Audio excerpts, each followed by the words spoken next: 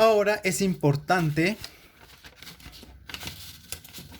expresar esta cantidad IS en términos de una concentración de portadores intrínsecos del semiconductor. Entonces, para eso vamos a hacer lo siguiente. ¿Listo? Y obviamente también vamos a colocarlo en términos de la concentración de aceptores en la zona P, ¿sí? O sea, la concentración de impurezas, de átomos de impurezas, por ejemplo, aluminio. ¿Cuál es la concentración de aluminio aquí? ¿Sí? Entonces vamos a colocar esto en términos de eso. Primero que todo, veamos en esta zona cuánto vale P sub P sub 0. Entonces recordemos esta notación, ¿no? La P mayúscula significa que estamos cuantificando huecos, cargas positivas, ¿sí? Y la P minúscula, o lo que va aquí, lo que te representa es en qué zona estás cuantificando esos huecos. En este caso estamos cuantificándolos en la zona P. Son los huecos en la zona P, aquí, ¿sí? Y este 0 que está acá, pues significa que es la concentración en equilibrio, ¿sí? En equilibrio, o sea, aislado. Obviamente, pues a los huecos no van a haber difusión de huecos de aquí para acá, o sea que acá no van a haber huecos de esta parte. Y lo mismo de acá, ¿sí? Entonces, básicamente la concentración de huecos acá, pues es constante, ¿sí? Y esto es a qué es aproximadamente, pues esto es aproximadamente igual a la concentración de dopaje en esta zona, ¿sí? En este caso aluminio, ¿sí? La concentración de huecos acá, que son los portadores mayoritarios, estos son los portadores mayoritarios, pues son aproximadamente igual a la concentración de impurezas que hay aquí, ¿sí? Y concentración de aceptores en este caso. Entonces, esto es aproximadamente igual a la concentración de aceptores, ¿sí? De impurezas aquí. Sí, porque acuérdense que los huecos vienen mayoritariamente, son de los átomos que son las impurezas, de los aceptores, ¿sí? De ahí provienen los portadores mayoritarios en la zona P. Entonces, pues obviamente esto va a ser aproximadamente a lo que está acá. Sí, es una aproximación. Y por otro lado, tenemos otra formulita. Sí, tenemos lo siguiente. Entonces, aclaremos acá que estos son portadores mayoritarios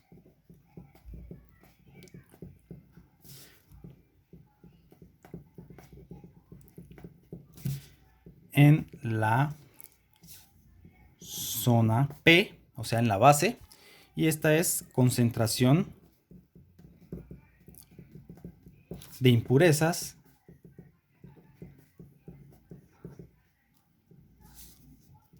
en la base.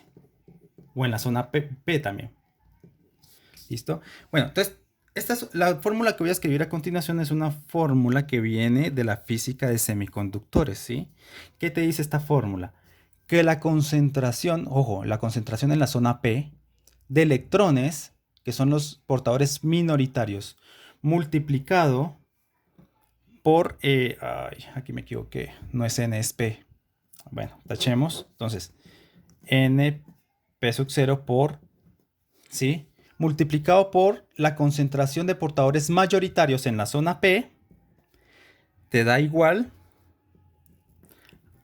a la concentración. N sub I significa a la concentración o la densidad de portadores intrínsecos del silicio, ¿sí? Entonces coloquémosle acá N sub I, concentración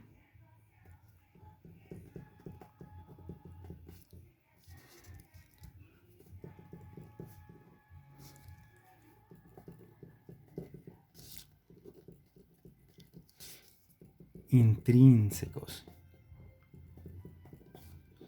del silicio. Entonces, este N sub I obviamente depende de la temperatura, ¿sí? Porque es que los electrones necesitan saltar, ¿sí? De la banda de valencia a la banda de conducción. Y eso pues va a depender de la temperatura y también va a depender del gap, ¿sí? De la brecha que hay entre la banda de valencia y la banda de conducción. Sí, y esto también proviene de una estadística de Boltzmann y tiene una exponencial parecida a la que ya vimos anteriormente. Pero bueno, entonces, claramente esta concentración intrínseca pues te dice cuál es la densidad de huecos y de electrones total, ¿sí? Así todo mezclado en el silicio, ¿sí? Se llama intrínsecos. ¿Listo? Entonces esta es una fórmula bastante valiosa. Fíjense que en el caso donde no hay dopaje, ¿sí? Obviamente cuando no hay dopaje, pues la concentración de electrones pues tiene que ser igual a la concentración de huecos, ¿sí? Cuando no hay dopaje, ¿sí? Es el silicio solito. Entonces, pues como son iguales, pues se multiplican y te da simplemente n sub i al cuadrado. Diciendo que este es n sub i y este también como es n sub i, entonces n sub i por n sub i, pues te da n sub i cuadrado. ¿Listo? Y en el caso general, cuando está dopado, pues entonces es la multiplicación de los portadores minoritarios multiplicado por los portadores mayoritarios tiene que ser igual a los portadores intrínsecos, o sea, toda la mezcla, todos los tipos de portadores en el silicio elevado al cuadrado. ¿Listo? Entonces esta es una fórmula que sale del estado sólido. Entonces, perfecto. De aquí podemos despejar este. Este ya sabemos cuánto es. Esto es casi constante. Esto es constante. ¿Y cuál es la constante? Pues la densidad o la concentración de impurezas en la base. Entonces, esto lo podemos reemplazar por Na. Vas a dividir y ¿qué te da? Np sub 0 igual a N sub i al cuadrado. Si quieren, coloquémoslo acá. Depende de la temperatura.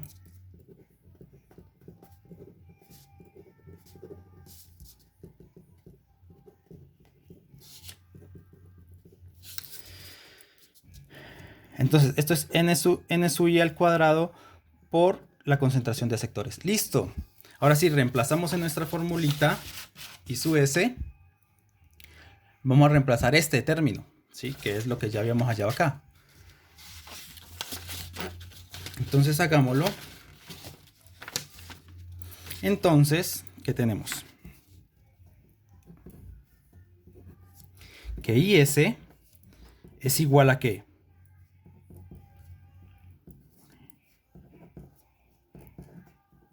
¿Sí? Todo eso que está acá arriba multiplicado por este. Pero este es este, entonces sería multiplicado por n sub i al cuadrado.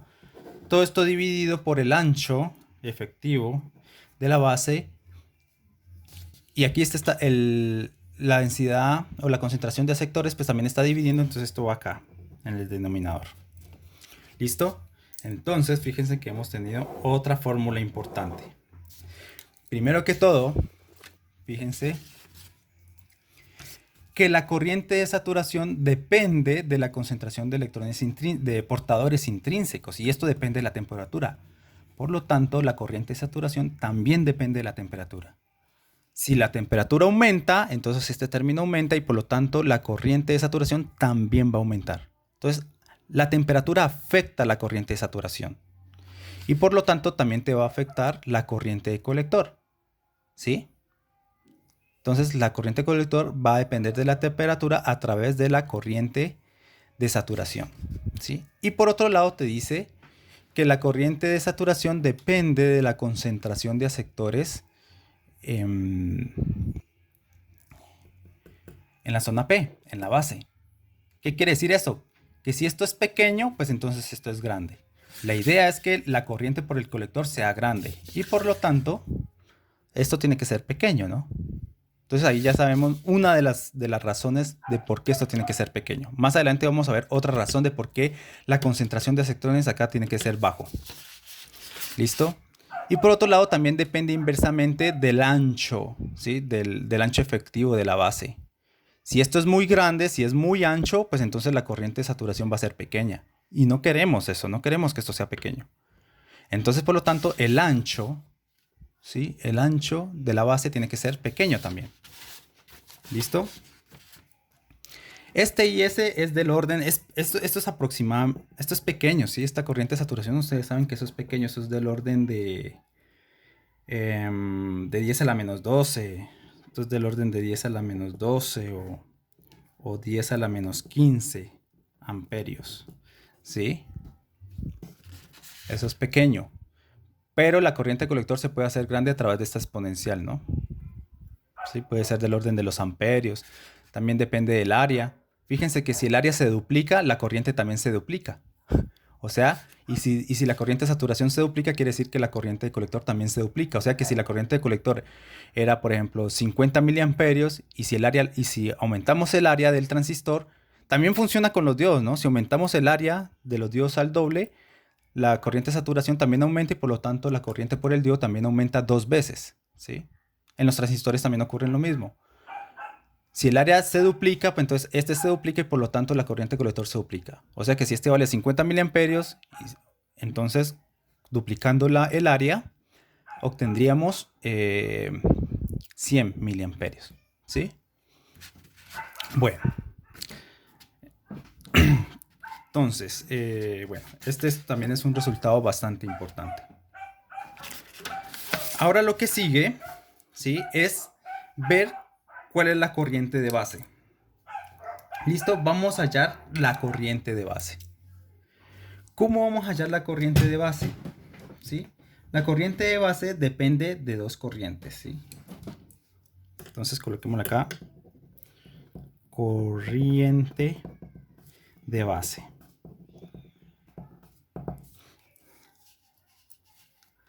Depende de IV1, ¿sí? E IV2. Entonces veamos quién es IV1.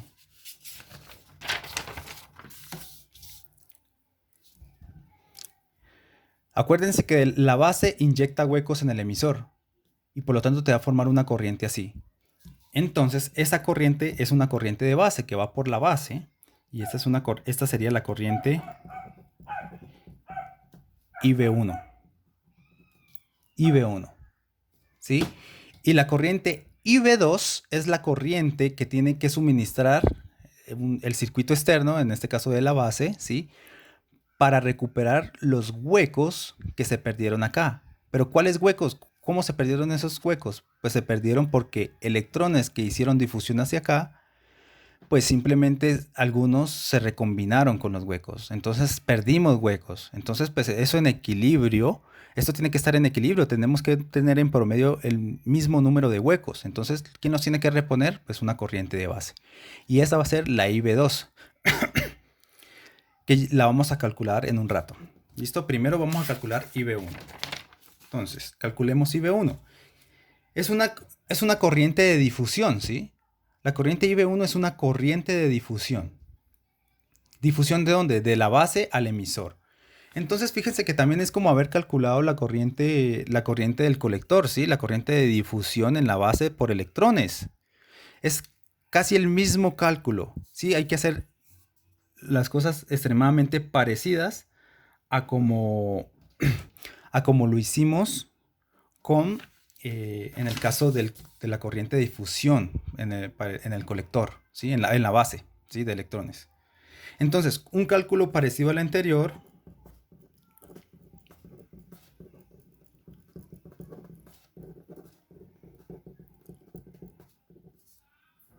tenemos ¿qué cosa?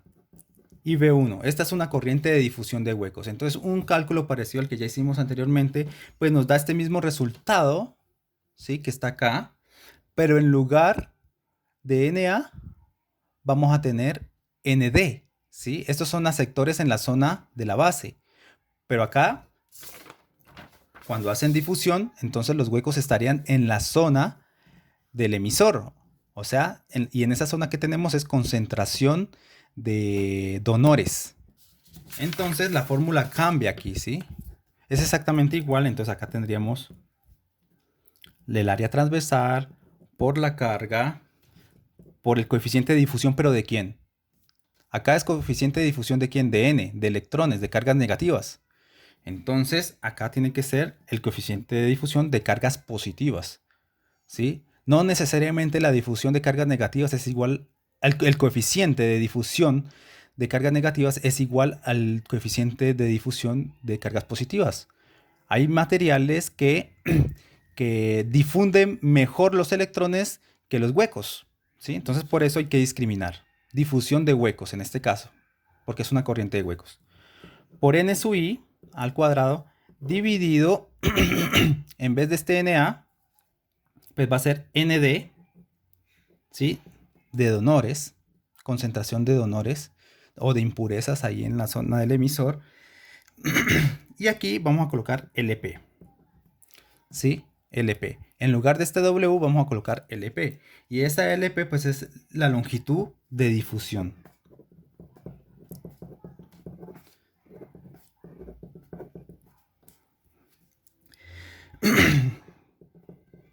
Longitud de difusión, pues esta es como una longitud promedio, ¿sí? Fíjense que hay difusión desde aquí hasta acá, pues la longitud de difusión más o menos va siendo como esta, ¿sí? Entonces aquí lo que tenemos en vez de W, que es este W es el ancho de la base, el ancho efectivo, pues vamos a reemplazarla por la longitud de difusión, ¿sí? Es la longitud media en que los huecos se difunden en la zona del emisor. ¿Listo? Pero me falta un dato más, ¿no? Me falta, como esta es una corriente, acuérdense que me falta la exponencial. La exponencial, voltaje base emisor dividido el voltaje térmico, ¿sí? Entonces tengo este parámetro multiplicado por este parámetro, por esta exponencial. Entonces esta es la corriente IB1, ¿sí? Que es parecida al cálculo de la corriente de colector, ¿sí? Cambian algunos parámetros. Bueno. Listo. Entonces, vamos a calcular. Calculemos IB2.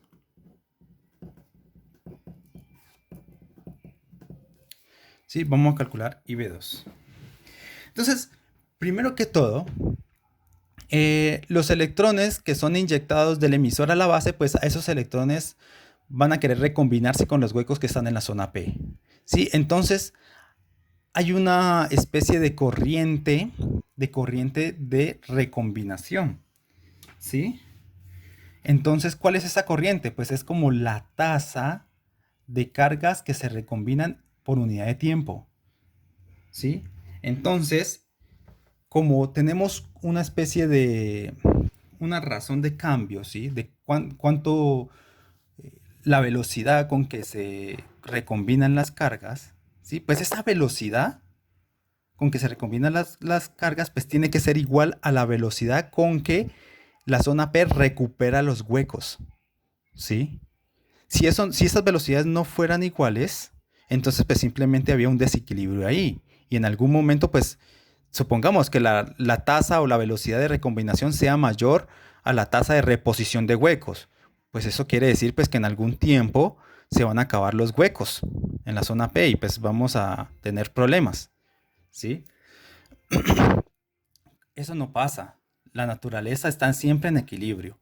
Entonces, la velocidad con que se recombinan los electrones con los huecos, pues tiene que ser igual a la velocidad con la que se reponen los huecos, ¿sí? Y esa velocidad pues es carga por unidad de tiempo, ¿sí? Entonces, IB2 pues va siendo igual a la carga recombinada, o sea, la carga recombinada es la carga que quiere, que quiere reponer, ¿sí? El circuito, o sea, son los huecos que quiere reponer por unidad de tiempo. Tau sub B le vamos a colocar. Entonces definamos acá que Q sub H va siendo igual a la carga recombinada.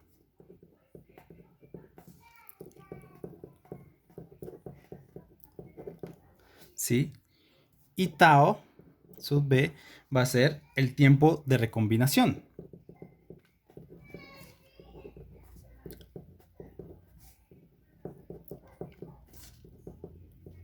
¿Sí? Obviamente, el cociente entre este y este pues, te da la velocidad de recombinación, ¿no? La carga recombinada dividido el tiempo de recombinación, pues te da la velocidad. Y esa velocidad tiene que ser igual a la velocidad de reposición de la carga, que obviamente esa velocidad es la corriente, ¿sí? La corriente IB2. ¿Listo? Entonces, fíjense que de esa forma podemos hallar cuál es la corriente de base. Entonces, vamos a ver cuánto vale esta carga, ¿sí? Primero, ¿cuál es esta carga Q sub H? ¿Sí? O la carga de recombinación. Pues si esto es densidad y esto es espacio, pues entonces el área bajo esta curva pues es la carga recombinada, ¿sí? Entonces, densidad por longitud pues te da, bueno, densidad por volumen, digámoslo así, densidad por volumen te da te da la carga, ¿sí? Densidad por volumen te da la carga. Pero resulta que esa densidad varía en X, ¿sí? Y es hallar el área bajo la curva de esto, ¿sí? Entonces, primero que todo, si nosotros queremos hallar la carga Q sub H, pues tengo que multiplicar, ¿sí? La densidad por el volumen, pero la densidad varía en X. Entonces, fíjense que el área es constante, el área transversal es constante, entonces yo puedo multiplicarla tranquilamente por el área, ¿sí? Obviamente, pues esa carga tiene, esto tiene unidades de carga, pues tiene que ser la carga del, del electrón, ¿sí? Por el área bajo esta curva, ¿sí? Pues la integral sobre este espacio pues es igual al área sobre la curva. Entonces, ¿cuál es el área sobre esta curva? Pues es el área de un triángulo. Y el área de un triángulo que es base por altura sobre 2. ¿Cuánto vale la base? Vale W, ¿cierto? Entonces esto es igual a W por la altura, que sería NP, evaluado en la posición 0, dividido 2. ¿Sí? Entonces fíjense que W, o sea, ancho por área transversal, pues te da volumen. Volumen por densidad, pues te da el número de partículas. Y el número de partículas por la carga, pues te da la carga total del sistema, ¿sí? La carga total de recombinación en ese sistema. Entonces de aquí hemos obtenido ese resultado, ¿sí? Básicamente esto viene de que la densidad, esto es igual a básicamente carga por la integral de la densidad NP de X, ¿sí? Por dx por d área. Y como esto es constante en el área, pues la integral en el área pues te da la misma área que es esta. Y la integral de esto pues es el área bajo la curva de esto, que lo acabamos de hallar, ¿sí? Entonces, perfecto. Una vez entendido eso, pues entonces vamos a pasar a... Tenemos que sustituir esto. ¿Cuánto es que vale NP sub 0? Recordémoslo. Esto es igual a NP sub 0, ¿sí? En equilibrio por E, voltaje base emisor sobre el voltaje térmico. Y esto también lo sustituimos. Acuérdense que era igual a esto. Esto es igual a la concentración de portadores intrínsecos dividido, en este caso, como estamos en la zona P, en la zona de la base, pues concentración de sectores, ¿sí? Por E a la B. Bueno, si sustituimos esto acá arriba, pues ¿cuánto nos da esa carga? Nos da área transversal por la carga por W por N sub I al cuadrado sobre 2 NA, ¿sí? Por la exponencial base emisor dividido el voltaje térmico. Entonces fíjense este resultado. Me faltó, aquí está el 2. Entonces fíjense este resultado, ¿sí? Este resultado me dice que la carga es proporcional al voltaje base emisor, ¿sí? Y por otro lado, si la carga depende del voltaje base emisor, pues entonces la corriente I sub B, que es esta, también va a depender del voltaje base emisor. Entonces veamos cuánto vale IB sub 2. Pues esto es igual a carga sobre T sub B. Entonces esto es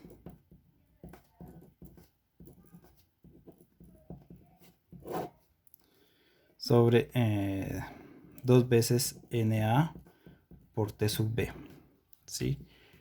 Por E al voltaje sobre el voltaje térmico. Bueno, entonces de aquí vamos a sacar la corriente de base. La corriente de base, pues obviamente va a ser igual a la corriente IB1, que ya la calculamos, más la corriente IB2, que es la corriente de reponer los huecos perdidos. ¿Sí? Si sumamos estos dos y factorizamos, hacemos una factorización de IS, entonces esto, IB, va a ser igual a IS por dP sobre dN, ¿sí? Por NA sobre ND, ¿sí? W sobre LP, ¿sí? Más un medio de W al cuadrado sobre dN por tau B.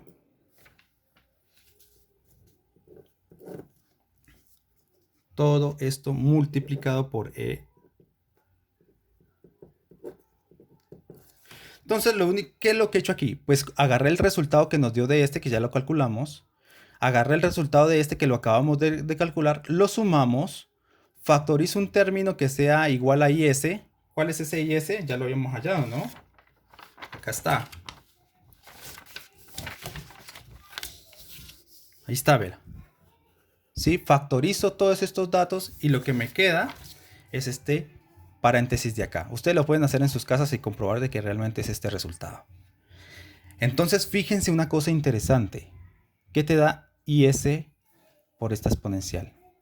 Pues IS por esta exponencial pues es la corriente de colector que calculamos hace un rato. Entonces, esto que es igual a IB por todo este paréntesis. Entonces, coloquémosle, es la corriente del colector, ¿sí? Por todo este paréntesis. Pero este paréntesis lo vamos a resumir en una constante. Y esa constante va a ser 1 sobre beta. ¿Sí? 1 sobre beta. Entonces, ¿qué tengo? Tengo que la corriente de colector es igual a beta veces la corriente de base.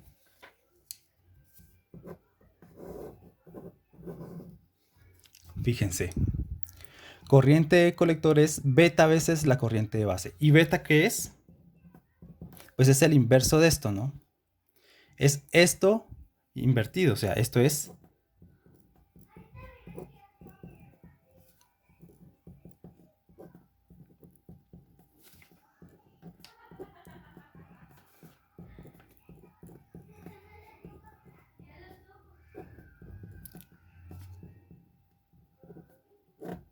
a la menos 1. ¿Sí? Es la inversa de esto. Miren el gran resultado al que llegamos. Si este beta es mayor a 1, ¿sí? Si esto es mayor a 1, pues ¿qué quiere decir? Que la corriente de colector pues, va a ser mayor a la corriente de base. Y lo que queremos es precisamente eso, que la corriente de base sea muy pequeña y que la corriente de colector sea muy grande. ¿Sí? De tal forma que una corriente de base pequeña se transforme en una gran corriente de colector. ¿Sí? Eso solamente sucede si este beta es mayor a 1. O sea, el fabricante que quiere, el fabricante de un transistor, pues lo que va a querer es que este beta sea muy grande. Comercialmente este beta va desde 100 hasta 200 y hasta 1000. ¿Sí? Entonces beta puede obtener valores mayores a 100. ¿Sí? Puede obtener valores mayores a 100. Entonces, ¿eso qué quiere decir? Si aquí beta es de 100, pues eso quiere decir que si para una corriente de base, pues entonces se va a obtener una corriente de colector 100 veces mayor que la corriente de base. O sea, multiplico la corriente de base. ¿Sí? Bueno, y para eso, ¿el fabricante cómo hace para definir este beta? Bueno, se tiene que basar con estos valores. Primero que todo, este beta es grande cuando todo esto es pequeño.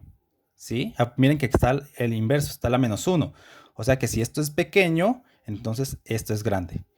Y si esto es pequeño, ¿cuáles son las condiciones que necesito para que sea pequeño? Pues esto es pequeño si este cociente es pequeño. Y este cociente es pequeño si NA es mucho más pequeño que ND.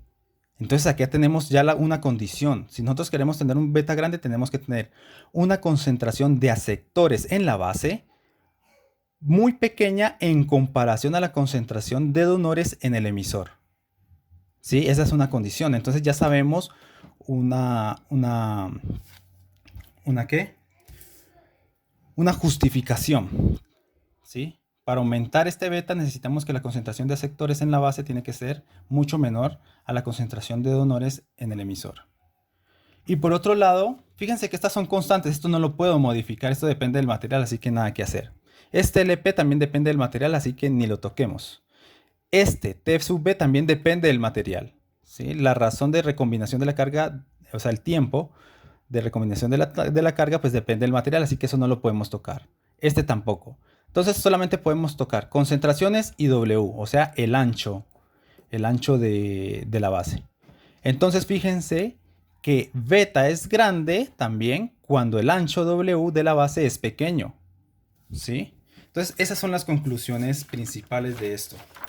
Las conclusiones son, primero, la concentración de aceptores en la base tiene que ser mucho menor a la concentración de donores en el emisor. O sea que esto tiene que estar muy dopado y este poco dopado. Segunda condición, que el ancho de la base sea muy pequeño en comparación a la del emisor. ¿Sí? Son dos condiciones importantes para calcular beta. Entonces este beta se los da el fabricante. Dice, bueno, este es un transistor que tiene un beta de 100, o un beta de 150, un beta de 300, un beta de 1000. ¿Sí? Entonces, bueno. Bueno, este beta es bastante idealizado, ¿no? En la vida real este beta depende de la temperatura y depende también de la corriente del colector. ¿Sí? Después vamos a ver que este beta puede fluctuar con la temperatura y con la corriente de colector. Y también depende del transistor que estamos viendo, ¿sí? Por ejemplo, si nosotros tenemos un transistor y compramos ese mismo transistor, la misma referencia, pues el hecho de cambiar ese transistor ya hace que te fluctúe el beta, ¿sí? O sea, esto no es preciso, esto no es 100% preciso. Que el fabricante te diga que esto es igual a 100, bueno, él te dice que es el valor nominal, ¿sí? Como el valor promedio, digamos. Pero en realidad puede fluctuar. Puede fluctuar dependiendo de la corriente del colector y de, eh, dependiendo también de la temperatura. Entonces, fíjense, generalmente, dependiendo de la polarización, ¿sí? Uno tiene fijo la corriente de base. Y si está fijo la corriente de base, entonces si la corriente de colector aumenta, pues quiere decir que el beta también aumenta. Digamos que aumente por algún cambio de temperatura o algo así. Bueno.